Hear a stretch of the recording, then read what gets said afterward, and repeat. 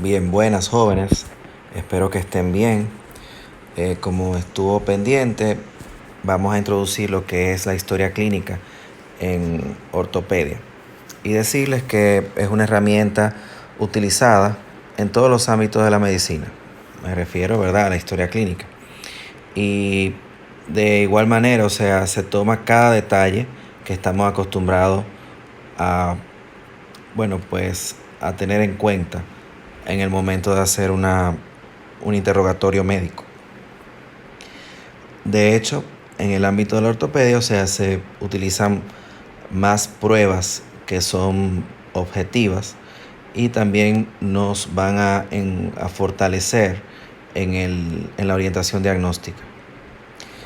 La manera introductoria decirles que la historia clínica es un conglomerado tanto de datos subjetivos que el paciente nos dice, que nosotros no podemos con nuestros sentidos confirmar, solamente con la empatía y la interacción con el individuo. Datos objetivos que ya si vienen de una apreciación que yo puedo asumir o detectar a través de mis sentidos, ya sea por la observación, incluso por el olfato, por el oído, por la palpación. Y ya luego entonces es todo esto fortalecido con la experiencia tanto médica, o sea, del propio facultativo, como del conocimiento de la anatomía funcional. De ahí entonces lo que uno siempre le dice en las clases de ciencias básicas, la importancia, el conocimiento anatómico es la base, de hecho, por eso está en ese bloque, es la base de toda una buena semiología, una buena inspección, una buena historia clínica, un buen diagnóstico y un buen tratamiento. Tomar en cuenta algo importante, que el sistema esquelético es un conglomerado de elementos que tienen una alta actividad biológica, no solamente mecánica como nosotros lo concebimos. Hay que tener pendiente que ese esqueleto, ese hueso, esa articulación que estamos evaluando, está dentro de un individuo con una psiquis y un ambiente social y familiar único, el cual tenemos que tratar de determinar. O sea, desde que el paciente entra a la puerta, ya uno va viendo la aptitud que el paciente tiene. Más o menos podemos determinar el tipo de personalidad que tiene, el grado, digamos, de discernimiento que puede tener, porque eso también va a determinar el grado de comprensión que el paciente tiene y lo que el tratar de llegar a su psiquis, a su entorno, de ver qué es lo que le molesta. Si esto es algo realmente orgánico o si es algo que se ha incrementado por alguna condición social y familiar. Ya sea que, por ejemplo, en el trabajo ya le digan que él es un inútil, que no da para algo, eso puede también empeorar.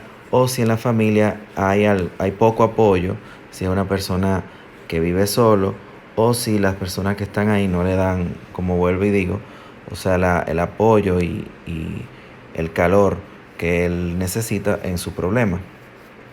O sea, importante esa pregunta, ¿qué busca el paciente? A veces estamos muy automáticos, el paciente llega y ya le estamos indicando una receta o sencillamente le estamos indicando incluso una cirugía o un estudio.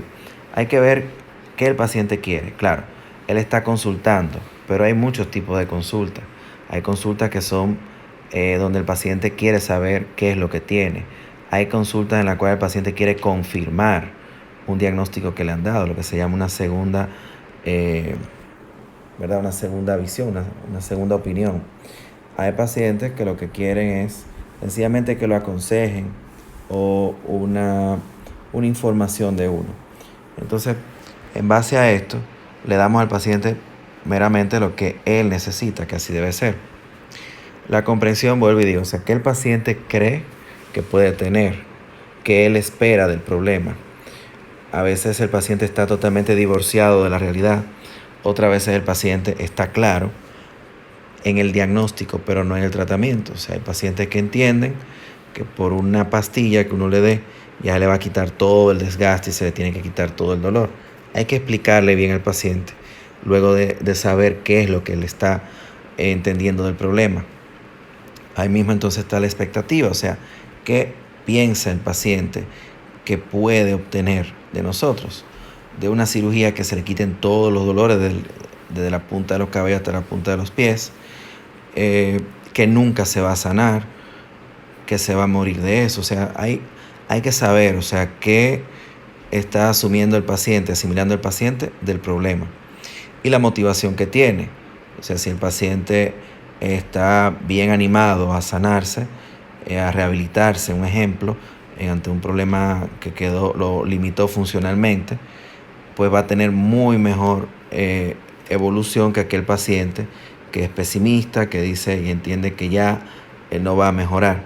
O si su motivación es ya secundaria, si lo que él quiere es ganar atención en la casa o tener algún tipo de beneficio laboral, pues probablemente va a decir o nos va a dar una retroalimentación falsa de cómo ha ido evolucionando. O sea, me puede decir, no, doctor, yo sigo con dolor, cuando quizá no tiene nada de dolor, pero él lo que necesita en realidad es atención en su casa o compensación en el trabajo y se ha valido de su problema de salud. Entonces nosotros nos estamos a veces rompiendo la cabeza buscando a ver por qué el paciente no mejora. Hay que tomar en cuenta eso también. Sobre el paciente, pues sabemos que ahí sentados con ellos podemos tener información bastante importante, como la edad. Hay trastornos en todo el organismo y el esqueleto no se escapa, que tienen que ver con la edad. O sea, sabemos que en los primeros años de vida está más asociado a trastornos, por ejemplo, de hiperlaxitud, deformidades. Ya entrando los años, pues entonces vienen los problemas de desgaste, lo que se llama artrosis, degeneración. En cuanto a la ocupación es importante, o sea, no es lo mismo. A veces se le quedan viendo a uno como, lo que quiere es como saber si yo trabajo en algo bueno o en algo malo. Y uno le explica, o sea, depende mucho. Hay personas que trabajan haciendo fuerza con altas vibraciones, camiones o taladros de estos de alta vibración, o levantando un peso muy extremo, que evidentemente van a tener mayor deterioro de su esqueleto. No es lo mismo con aquella persona que trabaja sentado en una oficina, que no hace ningún esfuerzo físico. Cada una tiene sus beneficios y desventajas, porque también el sedentarismo no es algo que sea conveniente para ciertas articulaciones del cuerpo. El paciente, sus antecedentes y de qué enfermedad sufre. Sabemos que hay pacientes, o sea, que tienen ciertas enfermedades que predisponen, lo inmunosuprimen. Por ejemplo, un paciente reumatológico o diabético que generalmente tiene su defensa un poco más baja, predisponen a ciertas neuropatías, degeneración nerviosa, predisponen también a ciertas infecciones, entre otras cosas. La medicación, si el paciente utiliza, como dice ahí, esteroides, no importa la edad. A veces vemos un niño y podemos decir, no, este paciente es un niño, no ha vivido nada, él no va a tener ningún tipo de osteoporosis. Pues muchas veces utiliza medicamentos que hacen que sus huesos se hagan frágiles y entonces pueden predisponer a una osteoporosis precoz. O una joven que tuvo que hacerse una histerectomía a temprana edad, también se puede hacer o puede debutar con una osteoporosis en edad precoz. AINES, bueno, usted sabe la predisposición o la interacción que tienen los AINES a nivel de lo que es la coagulación, por decir algo. Los pacientes que utilizan AINES tienen cierta predisposición al sangrado. Igual también en fases inflamatorias, por ejemplo, de la consolidación del hueso, hay algunos AINES que no están indicados, puesto que pueden enlentecer el proceso de consolidación.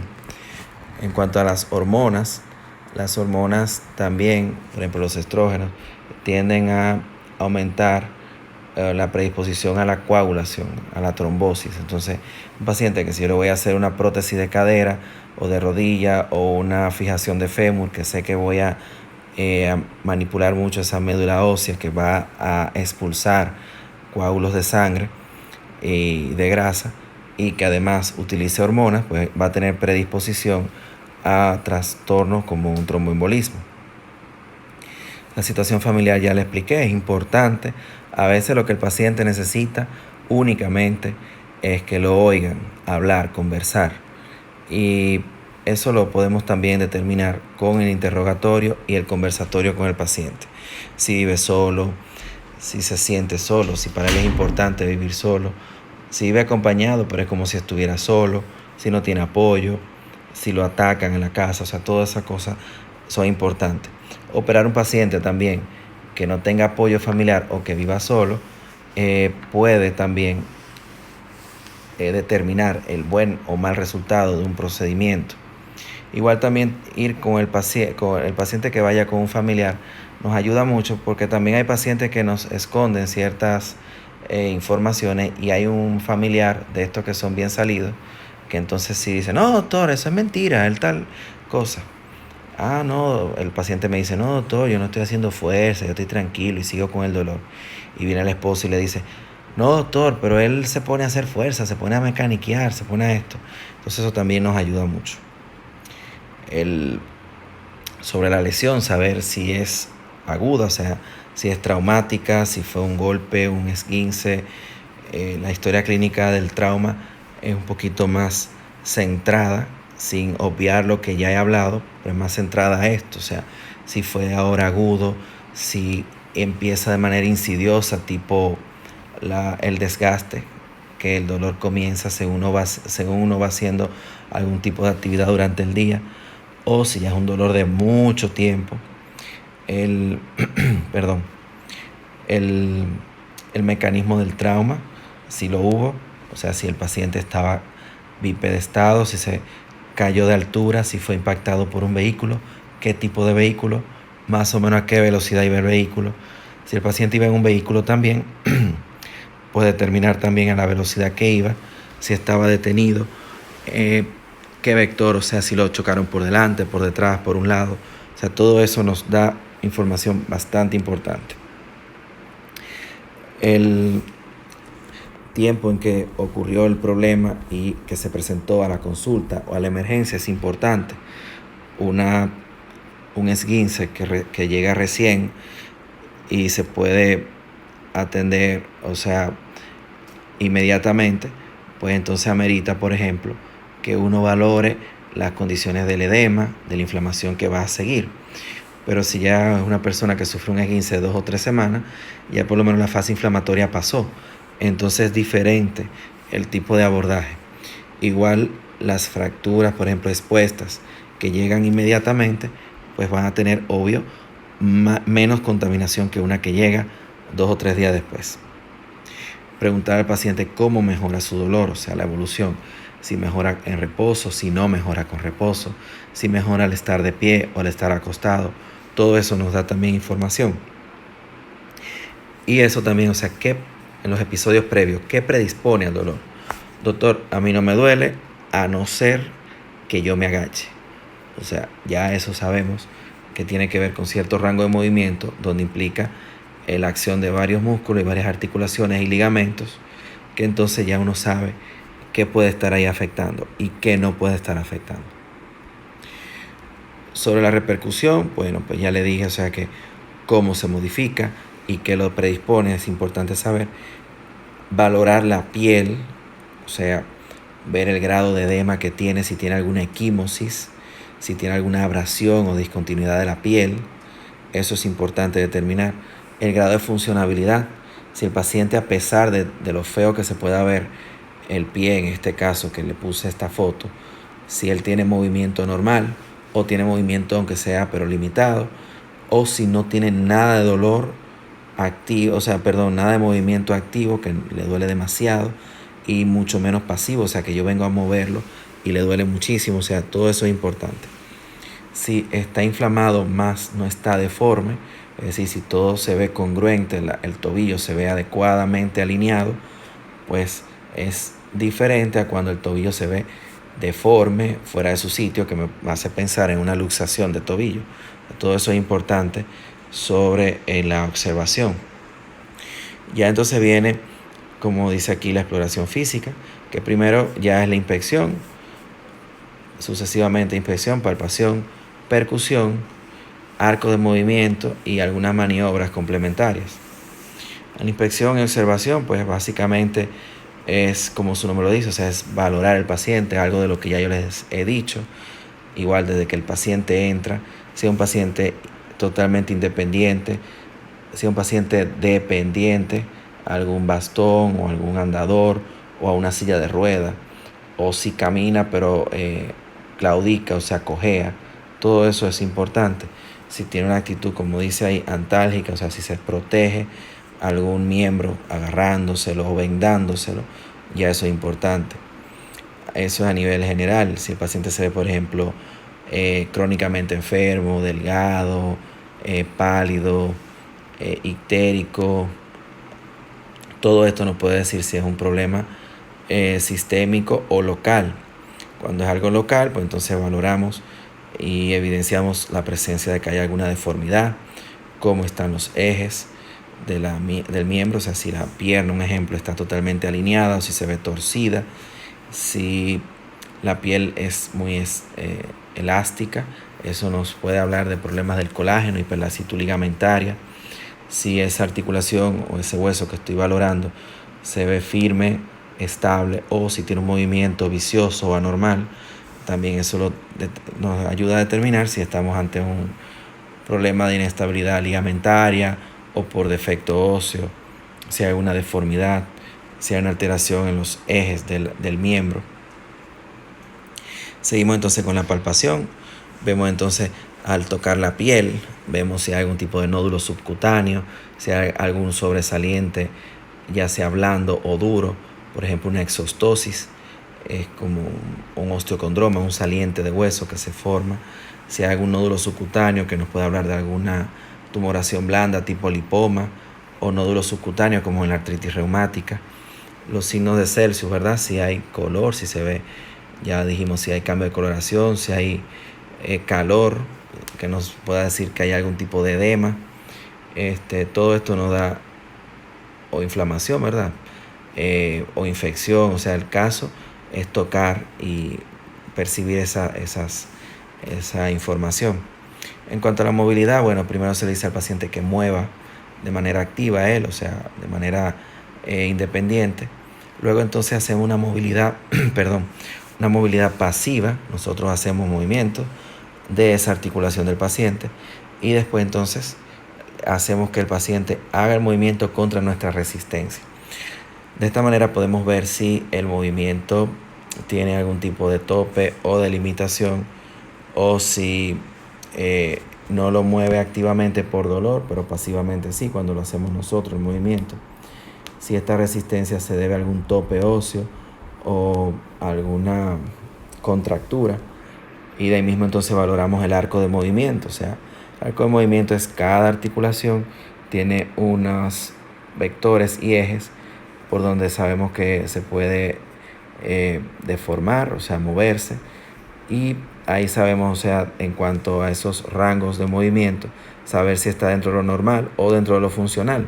Quizá una persona no tiene la capacidad de ya hacer un movimiento por decir algo, en 360 grados, pero humanamente una persona con 180, un ejemplo, es apta para hacer su vida normal. Pues entonces no nos debemos tampoco encaprichar en que haga los 360 grados, porque a veces muchas articulaciones por degeneración natural se van desgastando y van limitando su rango de movimiento. Ya entonces ahí venimos y lo acompañamos de maniobras encaminadas o enfocadas en el área que estamos examinando. En lo adelante, en las próximas clases, vamos a estudiar maniobras propias de cada articulación. Y entonces ustedes van a ver cómo, si ya yo sospecho que ese paciente tiene un ejemplo, una lesión de un menisco, pues entonces ya después que lo he visto, lo he palpado, paso a las maniobras propias de confirmar la lesión del menisco, el grado de lesión del menisco y cuál menisco, en qué momento el menisco produce dolor, y así yo sé qué parte del menisco está afectada. Eso entonces también lo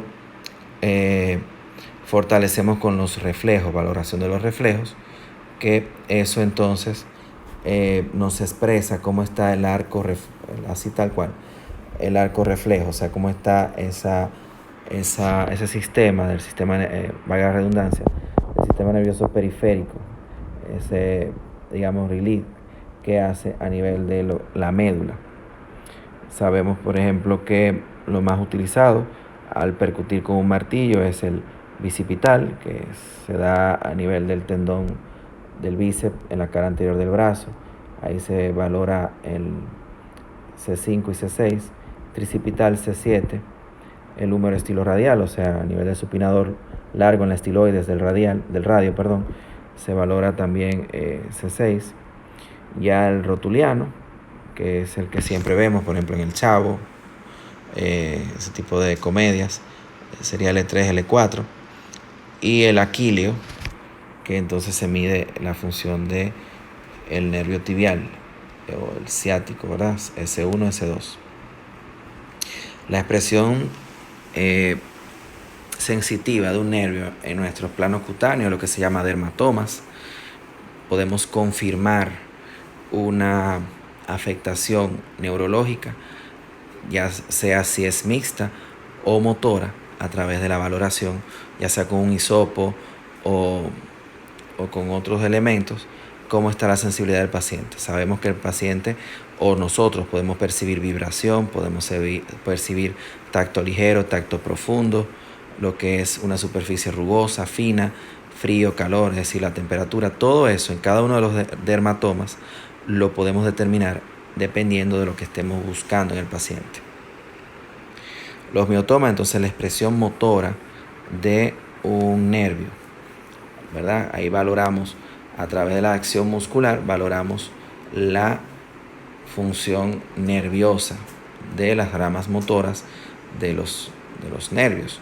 Entonces, si ya determinamos que el paciente no tiene ninguna afectación muscular en esencia, tipo desgarro, contractura, fibrosis, atrofia, una miopatía, pues entonces ya vemos la parte nerviosa, si es que el paciente ha tenido alguna lesión periférica o central que esté produciendo esa disminución de la fuerza. Bien, jóvenes, esto es para introducir, como les digo, la parte de la historia clínica. Quiero que revisen su nube. Ahí les dejaré algunas asignaciones. En las próximas clases entonces vamos a fortalecer esto de la historia clínica. Vamos a ver algunos detalles a tomar en cuenta en el niño y las maniobras. Empezar por